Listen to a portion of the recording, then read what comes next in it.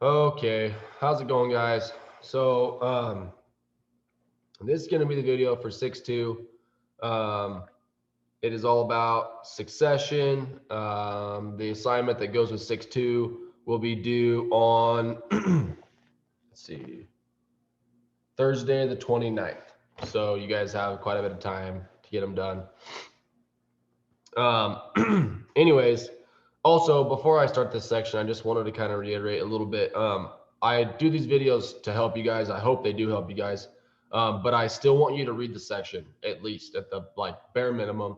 Hopefully, if I was you, I would do it before watching the video. Just read through it quick, just so you have kind of the terms in your head.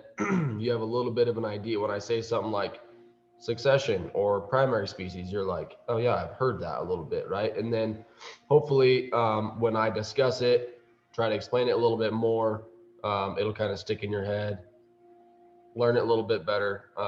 Anyways, these are just kind of little things you can do. So please, You good? yeah. Night. Good night. Sorry. Please just read the section anyways after, even though I'm doing these videos, and yeah, we'll go from there. So, all right, section 6.2 again is all about succession. So succession is essentially kind of a series of predictable events, it says, that occur in a community over time. Okay, usually happens after a catastrophic event.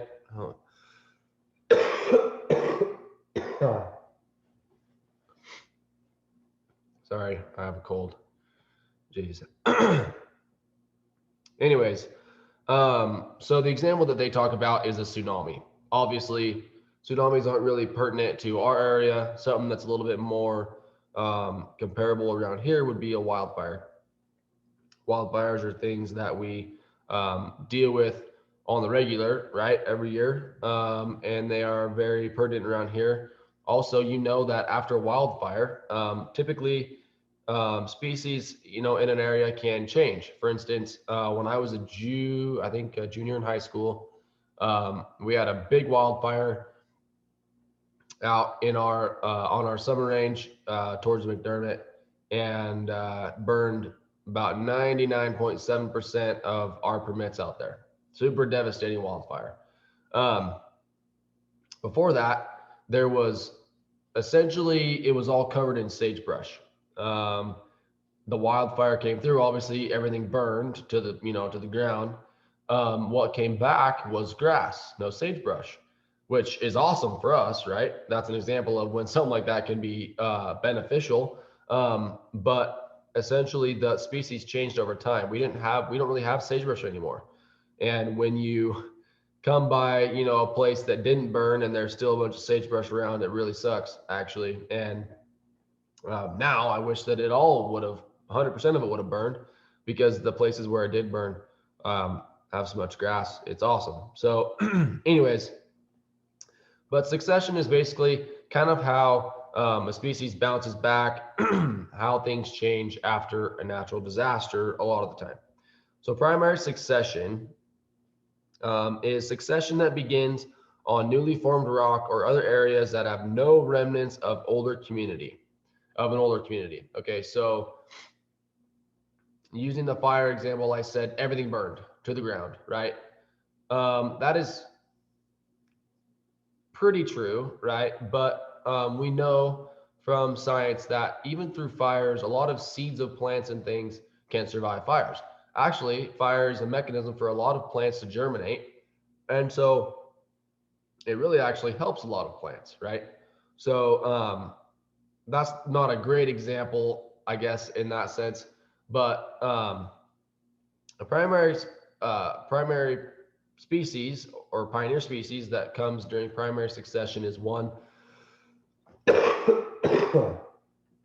Jeez, that starts with basically bare rock. Okay, so they're starting with, I mean, like a rock face, things like moss, stuff like that. Organic matter, any kind of plant life that grows basically when there is nothing there. Um, what those species can do, a lot of times they're really hardy. They're not super, a lot like a luscious grass. It is things like moss or something like that. Um, the term is pioneer species are the first species to colonize barren areas. The term is named after rugged human pioneers who first settled wilderness areas. Okay. Um, it says something, goes on and on about pioneer species. Read that little section, but basically they are kind of the first plant that comes back to an area that has been essentially wiped out after something happens. A good example of something that would happen that would cause this condition, just bare rock, would be a glacier, and it talks about that again in the text. So go ahead and read it. But when a glacier goes through, all leaves behind again is just bare rock, and those pioneer species have to.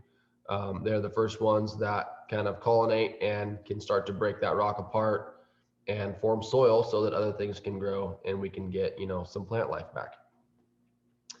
I'm on page 183 under secondary succession now. When a disturbance affects an existing community but doesn't completely destroy it, a process known as secondary succession occurs.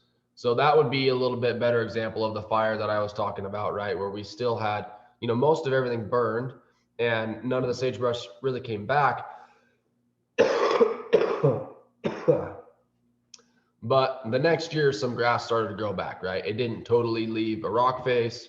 There was still soil and some organic matter there, so those plants could come back. That's an example of secondary succession. Secondary succession happens a lot quicker usually than primary succession, just because that process of breaking down the rock and forming soil and putting nutrients in the soil so that other plants can grow is obviously well advanced, as opposed to starting with a bare rock. And so after after a fire, that land can typically be very prosperous after that, just because those pest species like sagebrush and stuff are gone, and so the grass can come back stronger and better than ever. And that happens a lot quicker than primary succession. That can take tens of hundreds of years to happen, whereas secondary succession, the year after a fire, typically the range is already doing well. All right. So there's a little bit more stuff about why succession happens and all that kind of stuff on page 184. I want you to read that. We're going to talk about climax communities really quick. Succession after human caused disturbances, and then we're going to be done with this section. So basically what the idea of a climax community is that after something comes in and destroys an ecosystem, destroys an area, scientists used to believe that we would eventually come back and achieve something what is called the climax community, which is basically back to normal, kind of, or how's the book put it? A specific, uniform, and stable climax community. We now know that that doesn't necessarily happen, right? After something like that happens, even areas where no disaster happens, places change, right? When my dad was a kid, there was hardly any sagebrush where we run our cows. Obviously, when I was a kid, there was lots of sagebrush. Now we had this fire. Now there's no sagebrush again. But you can see where, ecosystems can change over time, even without a natural disaster. And so we now know that those, stable, consistent environments don't always occur, that, those climax communities, that a lot of times they continue to evolve and change over time.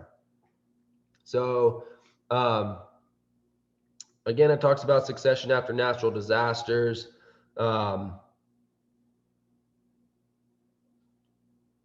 Again, this is just reiterating a lot of stuff I've already said. So read that.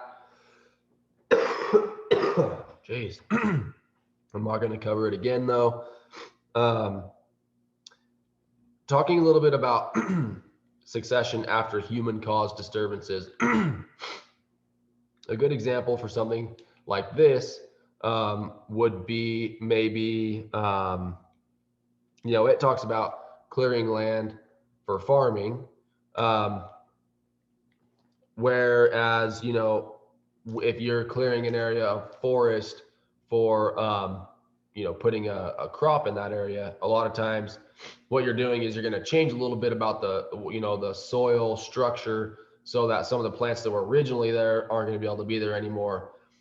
It isn't necessarily detrimental to the environment, but to that species that can no longer live there, obviously, that's going to have an effect on that species. I had a better example, to be honest, but I can't remember right now, so we're just going to move on from that.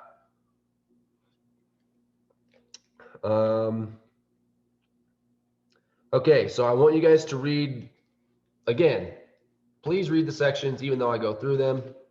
This is the short section, so go ahead and read it. The rest, again, this is all kind of stuff I've already talked about, so we're not going to go through it anymore. But I will post the assignment for this section. Again, it will be due the 29th on Thursday. So you guys have quite a few days to get that done. And I will post the next video lecture, which will be for section 3 on Thursday. And yeah, we'll go from there. So thanks for working with us, guys. I know this sucks. Trust me, it sucks on this end too. And we obviously look forward to when everybody's back and back to normal. All right, we'll talk to you later, guys.